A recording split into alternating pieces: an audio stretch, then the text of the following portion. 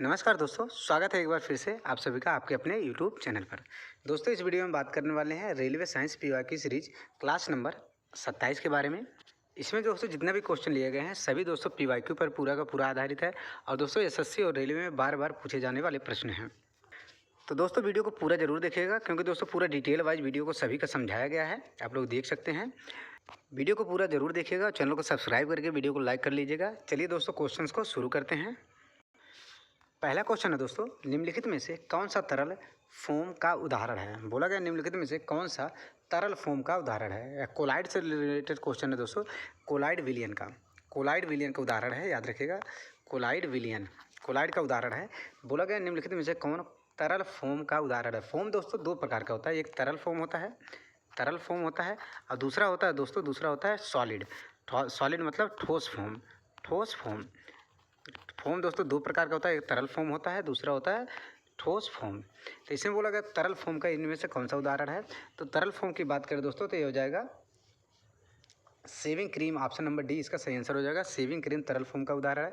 बाकी दोस्तों ये option number A foam, rubber और स्पॉन्ज क्या है, ये तीनों दोस्तों हैं ठोस फोम के उदाहरण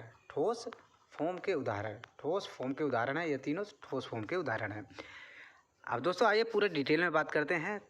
जेली क्या होता है, चीज़, बटर, जेली, स्पॉन्ज, इन सभी के बारे में पूर्ण रूप से डिटेल में बात करते हैं। कितने प्रकार के कोलाइड विलियन होते हैं उन सभी के बारे में।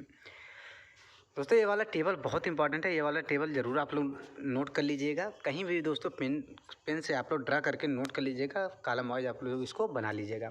जैसे दोस्तों डिस्पर्ज फेज क्या होता है दोस्तों, इसको बोला जाता है परिक्षिप्त प्रावस्था। डिस्पर्ज को बोला जाता है परिक्षिप्त प्रावस्था और डिस्पर्जिंग मीडियम को बोला जाता है दोस्तों परिक्षेपण माध्यम। डिस्पर्जिंग मीडियम को बोला जाता है परिक्षेपण माध्यम। या किस प्रकार का कोलाइड है, यहाँ पर देख सकते हैं दोस्तों कॉमन एग्जांपल ऑफ कोलाइड्स लिखा गया है। उसके एग्जांपल क्या क्या हैं। जैसे अगर दोस्तों लिक्विड गैस में मिलाते हैं, किसी गैस में लिक्विड को मिलाते हैं तो एरोसोल बनता है। तो एरोसोल का एग्जाम्पल दोस्तों एग्जाम में पूछा जाता है। फॉग याद रखिएगा, क्लाउड याद रखिएगा और दोस्तों मिस्ट, यह तीनों याद रखिएगा एरोसोल का उदाहरण। बाकी दोस्तों इसमें पूछा गया तो दोस्तों तरल फोम बोला गया था। यहाँ पर देख सकते हैं दोस्तों तरल फोम यहाँ पर है। फोम जैसे गैस को दोस्तों जब लिक्विड में मिलाते हैं, लिक्विड में गैस मिलाते हैं तो दोस्तों फोम बनता है। तो फोम का एग्जांपल पूछा गया था, शेविंग क्रीम हो जाएगा। बाकी एक होता है दोस्तों सॉलिड फोम, जो होता है दोस्तों जब यहाँ पर नीचे देखिएगा यहाँ पर दिया गया है फोम, जब सॉलिड में गैस मिलाते हैं, जब किसी सॉलिड में गैस मिलाते हैं तो यह भी एक फोम का प्रकार होता है। उसका एग्जाम्पल याद रखिएगा, रबर, स्पॉन्ज और दोस्तों प्यूमिस, ये चार एग्जाम्पल है सॉलिड फोम का। उसी तरह दोस्तों सोल का, यहाँ पर देख सकते हैं एक सोल यहाँ पर है और दूसरा सोल यहाँ पर सॉलिड सोल है। सोल भी दोस्तों दो प्रकार का होता है। जब लिक्विड में सॉलिड यहाँ पर मिलाते हैं, फिर से देख लीजिएगा यहाँ पर सोल है। सोल का एग्जाम्पल देख लीजिए, जब लिक्विड में सॉलिड मिलाते हैं तो एक सोल बनता है, उसका मिल्क ऑफ मैग्नीशिया याद रखिएगा एग्जाम्पल और मड याद रखिएगा। बाकी सॉलिड सोल का एग्जाम्पल यहाँ पर देखिए दोस्तों सॉलिड में सॉलिड मिलाते हैं तो एक कलर्ड जर्म स्टोन बनता है और दोस्तों मिल्की ग्लास बनता है। ये सभी दोस्तों कॉलम आप लोग नोट कर लीजिएगा, ये बहुत इंपॉर्टेंट है। सभी एग्जाम में दोस्तों यहाँ से क्वेश्चन पूछा जाता है। RRB, JEE, NTPC, ALP कोई भी ऐसा एग्जाम नहीं है रेलवे का जिसमें यहाँ से क्वेश्चन न पूछा जाता हो। आगे बढ़ते हैं दोस्तों अगले क्वेश्चन पर। अगला क्वेश्चन है, बोला गया है निम्न में से कौन से कोशिकांग में दोहरी झिल्ली का आवरण होता है। किसी में दोस्तों डबल मेम्ब्रेन होता है, किस कोशिकांग में, इनमें से दोस्तों किस कोशिकांग में डबल मतलब दोहरी झिल्ली का आवरण होता है। बोला गया है ऑप्शन है दोस्तों अंतर्द्रव्यीय जालिका, गोल्जी का उपकरण, या फिर दोस्तों राइबोसोम, या फिर दोस्तों लवक को दोस्तों प्लास्टिड कहा जाता है, मतलब प्लास्टिड बोला जाता है लवक को। तो ये इसका आंसर हो जाएगा दोस्तों लवक। ऑप्शन नंबर डी इसका सही आंसर हो जाएगा लवक। ऑप्शन नंबर डी इसका सही आंसर हो जाएगा लवक। अब दोस्तों मान लीजिए कोई कोशिका है या कोई कोशिका है, इसके अंदर दोस्तों माइटोकॉन्ड्रिया पाया जाता है। इसके अंदर दोस्तों माइटोकॉन्ड्रिया हो गया या दोस्तों केंद्रक हो गया, या जो दोस्तों लाइसोसोम हो गया, या दोस्तों राइबोसोम हो गया, फिर हो गया दोस्तों लवक हो गया। सभी प्रकार के दोस्तों बहुत सारे कोशिकांग पाए जाते हैं कोशिका के अंदर। उन सभी के बारे में दोस्तों आइए डिटेल में बात करते हैं। कौन सा कोशिकांग का क्या काम होता है, कौन से कोशिकांग में डबल झिल्ली होता है, कौन सा कोशिकांग झिल्ली रहित होता है जिसमें कोई भी झिल्ली नहीं होता है, किस कोशिकांग में दोस्तों सिंगल आवरण होता है। उन सभी के बारे में पूर्ण रूप से आइए बात करते हैं। इस क्वेश्चन से दोस्तों कोशिकांग से रिलेटेड आप लोग का कोई ऐसा क्वेश्चन नहीं है जो क्लियर ना हो पाए। सबको दोस्तों पूर्ण रूप से समझाया गया है, यहाँ पर देख सकते हैं। वो थोड़ा बड़ा हो सकता है, लेकिन दोस्तों आप लोग धैर्यपूर्वक देखिएगा तो दोस्तों आप लोगों का सभी डाउट क्लियर हो जाएगा। देखिए, कोशिका के अंदर उपस्थित प्रमुख कोशिकांग, कोशिका के अंदर उपस्थित, यह कोशिकांग थोड़ा गलत लिख चुका है, लेकिन दोस्तों आप लोग देखिएगा। पहले बोला गया है केंद्रक, न्यूक्लियस जिसे बोला जाता है। कैसे, कितना झिल्ला होता है दोस्तों? इसमें 2 झिल्ली होती है, 2 झिल्ली का आवरण होता है, डबल मेम्ब्रेन होता है, 2 झिल्ली का आवरण होता है। इसकी संरचना की बात करें तो यह कोशिका का सबसे बड़ा अंगक होता है, जो केंद्रक आवरण मतलब दोहरी झिल्ली से घिरा होता है, जो केंद्रक आवरण दोहरी झिल्ली से घिरा होता है। इसका कार्य क्या होता है केंद्रक का? यह कोशिका का नियंत्रण केंद्र होता है, जो आनुवांशिक पदार्थ डीएनए को सुरक्षित रखता है और कोशिका वृद्धि, चयापचय तथा विभाजन को नियंत्रित करता है। यह होता है दोस्तों केंद्रक का काम, जो कि दोस्तों आप लोग इसको नोट कर लीजिएगा। यह कोशिका के अंदर पाए जाते हैं सभी के सभी पार्ट। नंबर 2 है दोस्तों माइटोकॉन्ड्रिया। माइटोकॉन्ड्रिया कैसा है दोस्तों, कैसा आवरण होता है? इसमें दोस्तों दोहरी झिल्ली इसमें भी होती है, इसको भी याद रखें। डबल मेम्ब्रेन होता है इसमें भी। इसका संरचना, यह दोहरी झिल्ली से घिरा होता है, जिसमें आंतरिक झिल्ली मुड़ी हुई होती है, जिसे क्रिस्टी कहते हैं। आंतरिक झिल्ली दोस्तों थोड़ा मुड़ा होता है, रफ टाइप होता है, उसको दोस्तों क्रिस्टी बोला जाता है। इसका कार्य क्या होता है? इसको दोस्तों कोशिका का ऊर्जा घर मतलब पावर हाउस ऑफ सेल, बिजली घर कहते हैं कोशिका का। माइटोकॉन्ड्रिया को कोशिका का बिजली घर कहा जाता है, आप लोगों को पता होगा। यह कोशिकीय श्वसन के दौरान एटीपी ऊर्जा उत्पन्न करता है। ऊर्जा जो उत्पन्न होता है दोस्तों किस फॉर्म में होता है? एटीपी के फॉर्म में, एडिनोसिन ट्राईफॉस्फेट याद रखेगा, एटीपी का फुल फॉर्म होता है। बाकी दोस्तों आगे बढ़ते हैं। अंतर्द्रव्यीय जालिका क्या होती है? ये आप लोग देख सकते हैं दोस्तों। अंतर्द्रव्यीय जालिका दोस्तों 2 प्रकार का होता है। यह एकल झिल्ली आवरण से घिरा होता है। यह दोस्तों 2 प्रकार का होता है। एक होता है रफ एंडोप्लाज्मिक रेटिकुलम और दूसरा दोस्तों स्मूथ एंडोप्लाज्मिक रेटिकुलम। स्मूथ और रफ में से दोस्तों ये क्वेश्चन पूछा गया था आरआरबी ग्रुप डी में 16 दिसंबर 2025 के सेकंड शिफ्ट में। आरआरबी ग्रुप डी में दोस्तों पूछा गया क्वेश्चन है। रफ एंडोप्लाज्मिक रेटिकुलम क्या होता है? राइबोसोम की उपस्थिति के कारण यह प्रोटीन का संश्लेषण करता है। और दोस्तों स्मूथ क्या होता है? स्मूथ एंडोप्लाज्मिक रेटिकुलम क्या होता है? लिपिड और स्टेरॉइड के संश्लेषण में मदद करता है। बाकी दोस्तों गाल्जी का उपकरण क्या होता है? यह एकल झिल्ली से होता है। गाल्जी का उपकरण को दोस्तों इसको ट्रैफिक पुलिस भी कहते हैं। यह दोस्तों काम करता है दोस्तों, इसको पैकेजिंग, संशोधित और दोस्तों कोशिका के अंदर बाहर सही स्थान पर भेजता है सभी जानकारी को। लाइसोसोम दोस्तों यह भी एकल झिल्ली से घिरा होता है। यह दोस्तों इसको बोला जाता है आत्महत्या की थैली बोला जाता है लाइसोसोम को। बाकी दोस्तों राइबोसोम के बारे में दोस्तों याद रखिएगा, यार झिल्ली रही तो इसमें कोई भी आवरण नहीं होता है, इसमें कोई भी आवरण नहीं होता है। और राइबोसोम को दोस्तों बोला जाता है प्रोटीन की फैक्ट्री भी बोला जाता है। राइबोसोम को प्रोटीन की फैक्ट्री बोला जाता है, क्योंकि यह दोस्तों प्रोटीन का निर्माण करता है। राइबोसोम प्रोटीन का निर्माण करता है, इसलिए दोस्तों इसको प्रोटीन की फैक्ट्री बोला जाता है। बाकी दोस्तों रिक्तिकाएँ, वैक्यूल्स क्या होता है? तो यह भी दोस्तों एकल झिल्ली से घिरा होता है। और दोस्तों लवक दोस्तों बहुत इंपॉर्टेंट है, याद रखिएगा। लवक जिसे प्लास्टिड कहा जाता है, यह दोस्तों दोहरी झिल्ली से घिरा होता है, जो कि क्वेश्चन में पूछा गया था दोस्तों। उसके बाद आता है आखिरी में तारक का, यह दोस्तों झिल्ली रहित होता है। झिल्ली रहित दो होता है दोस्तों, एक राइबोसोम झिल्ली रहित होता है, कोई आवरण नहीं होता राइबोसोम में भी। और दोस्तों और तारक काय में भी कोई आवरण नहीं होता है। इसको दोस्तों आप सब लोग नोट कर लीजिएगा। थोड़ा लेंदी हो गया, लेकिन दोस्तों आप लोगों का सभी कन्फ्यूजन एक ही क्वेश्चन में क्लियर हो गया होगा। आगे बढ़ते हैं अगले क्वेश्चन पर। क्वेश्चन है दोस्तों, बोला गया निम्नलिखित में से कौन सा एल्कीन का सामान्य सूत्र है? यह दोस्तों आरआरबी एलपी सीबीटी 1 में 2024 में पूछा गया क्वेश्चन है। एल्कीन का सामान्य सूत्र बोला गया है दोस्तों। एल्कीन क्या होता है? एक प्रकार का हाइड्रोकार्बन है। हाइड्रोकार्बन एक प्रकार का हाइड्रोकार्बन है। एल्कीन क्या है दोस्तों? एक प्रकार का हाइड्रोकार्बन है। हाइड्रोकार्बन दोस्तों मुख्यतः 3 प्रकार के होते हैं। मुख्यतः दोस्तों 3 प्रकार का होता है। एक होता है एल्कीन, दूसरा होता है दोस्तों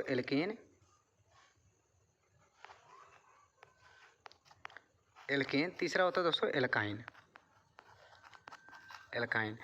एल्कीन एल्काइन याद रखिएगा दोस्तों। तो एल्केन का सूत्र होता है CnH2n+2। एल्कीन का होता है दोस्तों CnH2n होता है। अब एल्काइन का होता है दोस्तों CnH2n-2।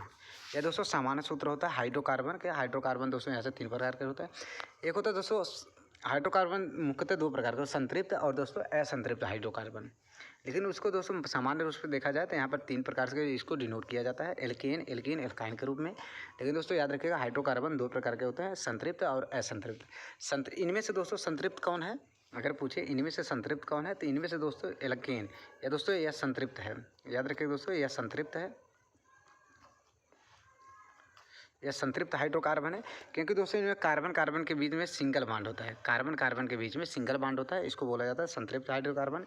लेकिन असंतृप्त हाइड्रोकार्बन यह दोनों है, ये एल्कीन और दोस्तों एल्काइन क्या है, असंतृप्त हाइड्रोकार्बन है।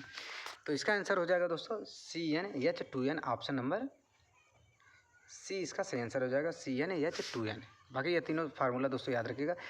एल्कीन का होता है CnH2n, एल्केन का होता है CnH2n+2, एल्काइन का होता है CnH2n-2। आगे बढ़ते हैं अगले क्वेश्चन पर दोस्तों। अगला क्वेश्चन है, बोला गया है निम्न में से कौन सा 2 कार्बन वाला अणु है। बोला गया है दोस्तों निम्न में से कौन सा 2 कार्बन वाला अणु है।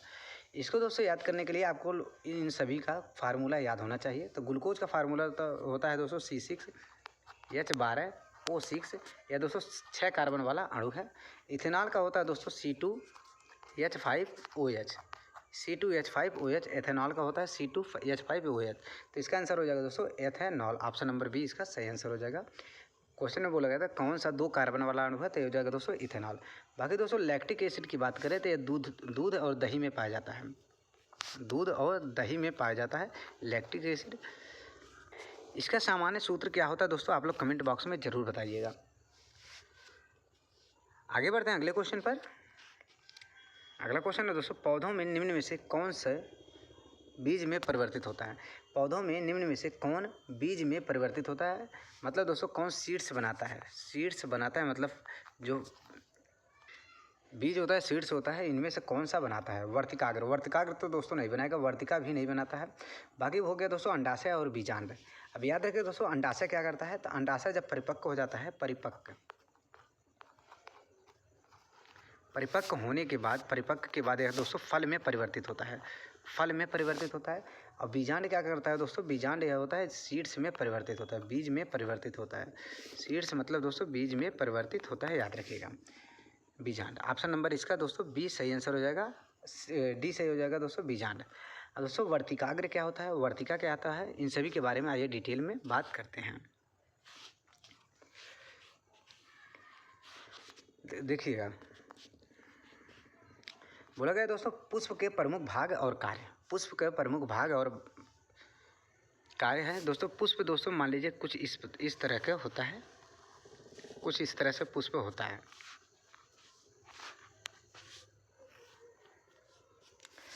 अब पराग कोश क्या होता है दोस्तों, जिसे एंथर बोला जाता है। पराग कण जिसे नर युग्मक उत्पन्न करते हैं। पराग कोश क्या होता है दोस्तों, पराग कण जो दोस्तों नर युग्मक उत्पन्न करते हैं, इसको दोस्तों ये होता है मेल पार्ट, या मेल पार्ट होता है। अब ये वाला जो होता है दोस्तों, ये वाला बीच वाला जो मोटा सा है, इसको बोला जाता है दोस्तों female part, female part, female part. अब तंतु क्या होता है दोस्तों, जो पराग कोश को सहारा देते हैं। यहाँ पर दोस्तों जो लीफ की तरह होता है नीचे, उसको बोला जाता है तंतु। बाकी दोस्तों वर्तिकाग्र याद रखिएगा, इसको स्टिग्मा बोला जाता है, या पराग कणों को ग्रहण करते हैं। यह ऊपर वाले भाग को, यह ऊपर वाले भाग को दोस्तों क्या बोला जाता है, वर्तिकाग्र बोला जाता है।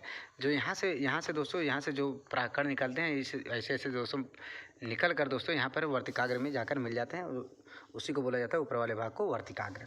वर्तिका क्या होता है दोस्तों, ये वाले यहाँ पर एक पतली सी नली होती है, यहाँ पर एक पतली सी नली होती है, उसको बोला जाता है वर्तिका। वर्तिकाग्र और अंडाशय को जोड़ते हैं। यहाँ पर नीचे होता है अंडाशय। अंडाशय क्या होता है दोस्तों, जिसमें इसमें बीजांड होते हैं और निषेचन के बाद ये फल में विकसित हो जाते हैं। यह दोस्तों अंडाशय होता है, ये बड़ा वाला भाग होता है अंडाशय, बड़ा वाला भाग। यह दोस्तों निषेचन के बाद फल में विकसित हो जाता है। बाकी बीजांड क्या होता है, ये निषेचन के बाद पुनः बीज में परिवर्तित हो जाते हैं। बीच में दोस्तों जो डाट डाट दिखा रहे हैं, तो यही होता है बीजांड। यह दोस्तों सीड्स में परिवर्तित हो जाते हैं। इतना दोस्तों आप लोग याद रखिएगा, वर्तिकाग्र याद रखिएगा, वर्तिका याद रखिएगा, अंडाशय, बीजांड और दोस्तों परागकोश। इसको दोस्तों कम से कम इतना याद रखिएगा। चलते हैं दोस्तों अगले क्वेश्चन पर। अगला क्वेश्चन है सौर सेल किस प्रकार कार्य करता है। क्वेश्चन दोस्तों यह भी बहुत इंपॉर्टेंट है। सौर सेल दोस्तों किस प्रकार कार्य करता है, एसएससी जीडी का क्वेश्चन है। वह दोस्तों रासायनिक ऊर्जा को ऊष्मीय ऊर्जा में परिवर्तित करता है, बिल्कुल गलत बोला गया है। यह विद्युत ऊर्जा को प्रकाश ऊर्जा में परिवर्तित करता है, बिल्कुल गलत है। यह सौर ऊर्जा को विद्युत ऊर्जा में परिवर्तित करता है, तो ये ऑप्शन नंबर सी इसका सही आंसर हो जाएगा। सौर ऊर्जा को विद्युत ऊर्जा में बदलता है, सौर ऊर्जा को विद्युत ऊर्जा में दोस्तों बदलता है। ऑप्शन नंबर सी इसका सही आंसर हो जाएगा। आइए दोस्तों कुछ उपकरण के बारे में जान लेते हैं, उसका क्या क्या काम होता है उन सभी के बारे में। जैसे दोस्तों ये तीनों दोस्तों आप लोग नोट कर लीजिएगा दोस्तों, बहुत इंपॉर्टेंट है, बहुत बार एग्जाम में पूछा गया है। जैसे डायनोमो का काम क्या होता है, यांत्रिक ऊर्जा को विद्युत ऊर्जा में बदलना। विद्युत मोटर का काम होता है विद्युत ऊर्जा को यांत्रिक ऊर्जा में बदलना। बाकी विद्युत सेल का काम होता है दोस्तों रासायनिक ऊर्जा को विद्युत ऊर्जा में बदलना। बाकी सोलर सेल का आप लोगों को पता ही है, सौर ऊर्जा को विद्युत ऊर्जा में बदलना। इतना दोस्तों आप लोग नोट कर लीजिएगा। तो दोस्तों बस आज के लिए इतना ही, थोड़ा छोटा छोटा क्वेश्चन है। अगर आप लोग दोस्तों प्यार और सम्मान बनाए रखेंगे तो आप लोग दोस्तों एक देखेंगे जल्द ही हम इसको 1 आवर 1 घंटे का सेशन सभी को डेली करके लेके आएंगे।